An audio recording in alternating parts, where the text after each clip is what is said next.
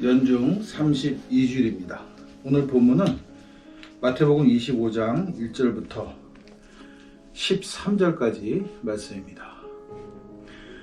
하늘나라는 10처녀가 저마다 등불을 가지고 신랑을 맞으러 나간 것에 비길 수 있다.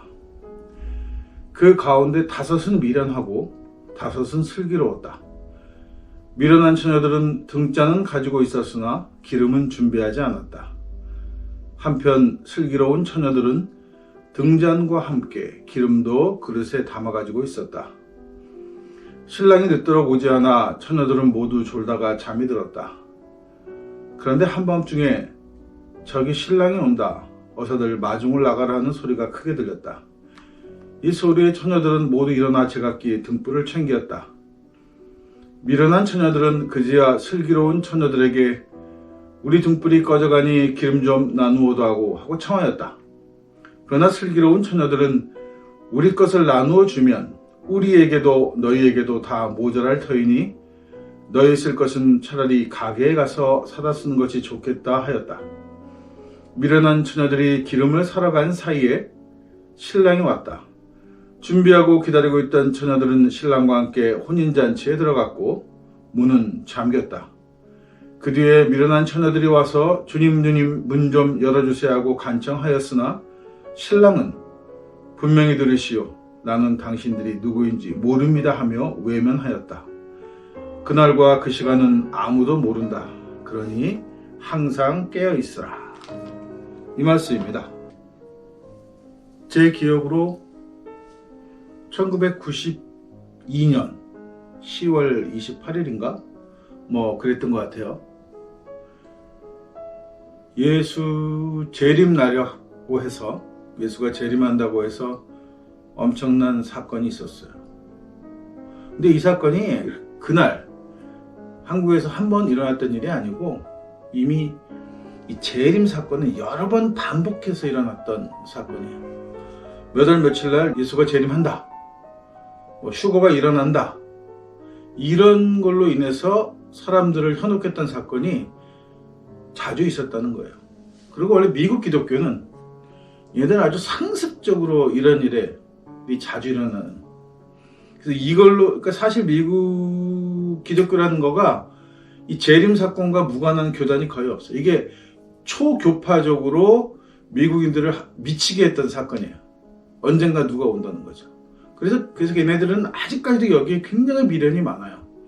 영화들도 보면 재난 영화도 많고 종말 영화도 많고, 마지막 사람이 온 인류가 한번 망한다고 하는 게 강박관념에 사로잡혀 있는 거죠. 이거를 우리 속담에 우리가 알고 있는 그 한자에는 기우라는 말이 있습니다.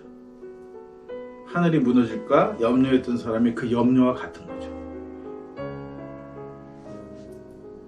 오늘 이런 이야기, 열처녀의 비유 같은 이런 이야기들이 사실은 그런 말세 신앙, 종말 신앙을 지지하는 문구들이에요. 그리고 결정적으로 종말의 이야기를 구체적으로 이야기하고 있는 요한계시록이죠. 근데 요한계시록, 이 묵시록은 이거는 성서가 아니라 당시에 유행했던 묵시문학이라고 하는 문학의 한 장르로 쓰여졌던 소설이에요. 종교 소설. 이게 마치 성서인 양 들어와 있죠, 우리 책 안에. 이 바람에 이런 엉뚱한 이야기들, 이 오늘 본문은 그렇게 해석하면 안 되는 문장인데, 엉뚱하게 이것이 종말이 온다라고 하는, 언젠간 그런 인간들에게는 모든 신이 심판을 하는 종말이 온다라고 하는 종말론에 빠지게 만들고, 거기서 한 걸음 더 나가서 공중 들림 휴거 같은 정말 이런 만화 같은 얘기들을 만들어낸단 말이에요. 얼핏 들으면 있을 법한 일 같지만 사실은 한 번도 일어나지 않았고 앞으로도 절대 일어나지 않을 사건이라는 거죠. 물론 인류가 전쟁이나 핵전쟁 같은 걸로 한 번에 멸망할 수는 있어요. 아니면 우주에서 혜성이 날아와서 부딪혀서 지구가 깨질 수도 있죠. 그렇게 멸망할 수 있을지는 모르겠지만 종교적인 이유로 하늘에서 예수가 나타나가지고 불벼락이 떨어지고 이런 일은 절대 일어나지 않습니다. 이거는 그냥 상상이에요. 종교적 상상이죠. 왜 이런 상상이 가능했는가 하면 유대의 역사적인 배경이 있습니다. 항상 모세가 끌고 나와서 그 예루살렘 근처에 모여 살 때부터 찌질하던 부족이에요. 뭐 하나 힘 한번 제대로 펼쳐보지 못하고 그 주변이 늘 강대국이다 보니까 그 강대국에 늘 시달려왔던 민족이야. 다윗, 솔로몬 때 잠깐 반짝? 예루살렘 그 산꼭대기에 있는 그 약간 난공불락이라 부를 수 있는 그 성 때문에 잠깐 반짝하고 일어났던 부족이지 이렇다 할 존재감이 없는 부족이에요. 그럼에도 이제 무슨 이유에서 이제 얘네들은 자기 민족이라는 민족성을 갖고 있는 거죠. 그게 뭐 모세가 만든 유대교라는 신앙 때문일 수 있어요. 여하튼 간에 그래서 얘네들은 항상 독립을 갈구하는 거예요. 자기네가 믿는 신이 굉장한 신이라고 배워온 거죠. 모세가 자기네 데려나올 때 한 번도 누구도 보지 못했고 듣도 보다 못한 사건이에요. 바다가 쫙 갈리면서 그 바닷길을 걸어서 자기네 민족이 해방되어 왔다는 그런 이런 소설 같은 얘기들을 믿는 거예요. 그러니까 항상 이 유대인들은 꿈 같은 구원을 원하는 거예요. 하늘이 쫙 갈라지고 먹을 게 없으니까 하늘에서 만나가 훅 떨어지고 나팔을 팍 불면은 막 그 난공불락 요새가 와르르 무너지고 이런 허망한 신앙에 기초하고 있단 말이에요. 신앙 자체가.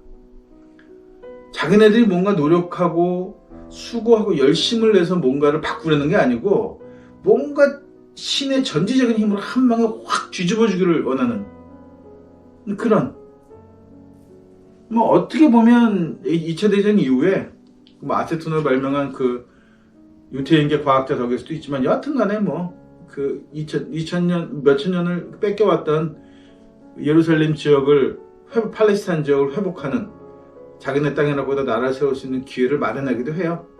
그러니까 얘네들을 볼 때는 허망한 건 아닌 거죠. 그러나 우리 입장에서 볼 때는 굉장히 이거는 허망한 얘기예요.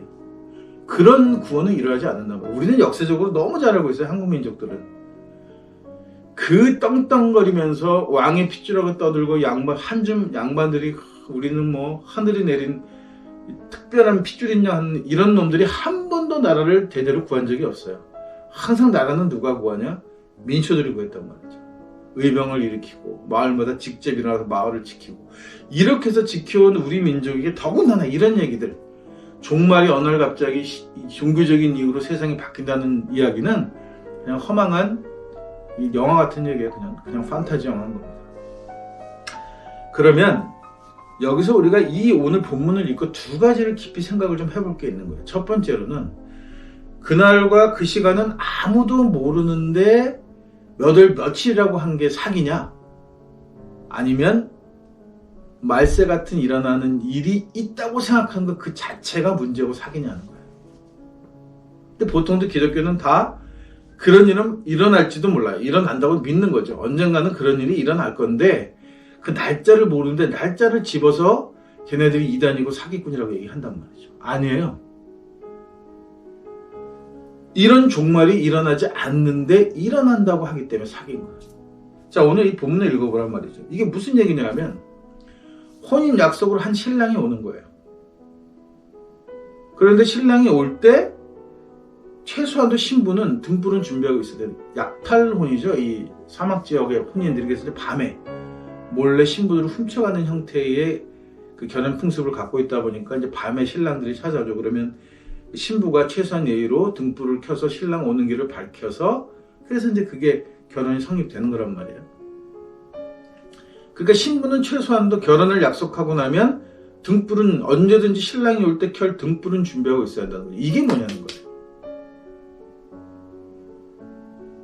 기독교는 그동안 어떻게 가르쳐왔냐 하면 이 기다리는 것 자체 언제 올지 모른다는 걸 종말로 설명했지만 사실은 그게 아니란 말이죠. 자, 결혼 약속을 했다는 것 자체가 세례받고 예수를 믿고 뭐 예수를 뭐 구세주로 고백했다는 그 고백의 형태가 될 수 있는 거예요. 즉 기독교인이 된 거죠. 기독교인이 되고 난 다음에 해야 할 일이 뭐냐면 등불을 준비하는 거예요. 왜 등불을 준비해요? 말세가 오기 때문에?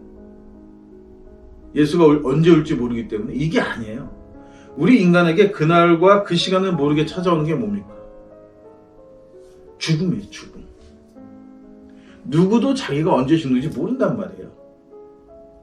그러니까 죽는 날까지 내가 언제 예수를 믿었느냐, 내가 언제 세례를 받느냐 중요하지 않아요. 이게. 인간은 태어나는 순간 어찌 보면 태어나는 순간 신은 인간을 구원하기 위해서 태어나게 하는 거예요. 구원하지 않을 인간을 태어나게 한다면 신이 만약에 기독교적으로 봤을 때 이건 신이 아니라 이건 악귀죠, 악귀. 왜 자기가 구원하지도 않을 사람을 태어나게 하냔 말이에요. 누구나 인간은 구원받을 수 있게 태어나야지. 그 얘기는 뭐냐면 누구나 태어나면 그 결혼 약속한 신랑이 있는 것과 똑같아요. 누구나 다 구원받을 수 있어요. 그러면 구원은 어떻게 받을 수 있느냐? 결혼식을 약속하는 것. 즉, 뭐 세례를 받는다든가 교회를 다닌다든가 예수를 주로 고백하는 이런 종교적인 행위를 통해서 구원을 받는 게 아니고 등불을 준비하는 것. 즉, 내 삶에서 그 마지막 때까지 늘 준비하는 삶. 예수의 가르침대로 따라가려는 삶. 세상 사람들이 모두 그것이 옳다고 생각하는 삶. 정의라고 이야기하는 삶을 지키며 마지막에 죽음이 나를 찾아올 때까지 이 내 삶의 모습에, 삶의 등불을 꺼트리지 않는 것을 의미하는 거란 말이죠. 종말이 아닙니다. 이 기독교가 종말 사상에 빠진 이유가 여러 가지 이유가 있지만 그런 종말에 가치를 두는 것은 진짜 허망한 일인 거예요.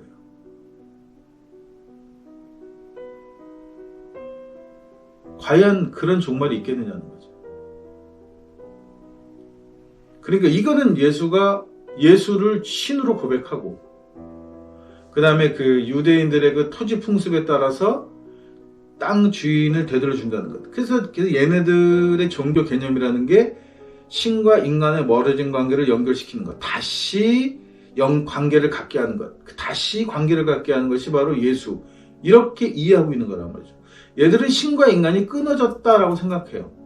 뭐 인간의 죄 때문에 뭐가 됐든 간에 무슨 이유로 간에 신과 인간은 단절되어 있다라고 생각하는 거예요. 단절되어 있는데 그래서 거대하게 건널 수 없는 강이 생기는데 이 강을 오로지 건널 수 있는 게 예수다 이렇게 얘기하는 거예요. 이게 기독교예요. 그러니까 이 예수가 아니면 강을 건너갈 수가 없는 거죠. 반면에 우리 민족의 종교는 단 한 번도 신과 인간이 끊어진 적이 없어요. 우리는 신과 인간 사이에 건너지 못할 강이라는 게 존재하지 않는다는 거죠. 이게 근본적으로 다른 거예요.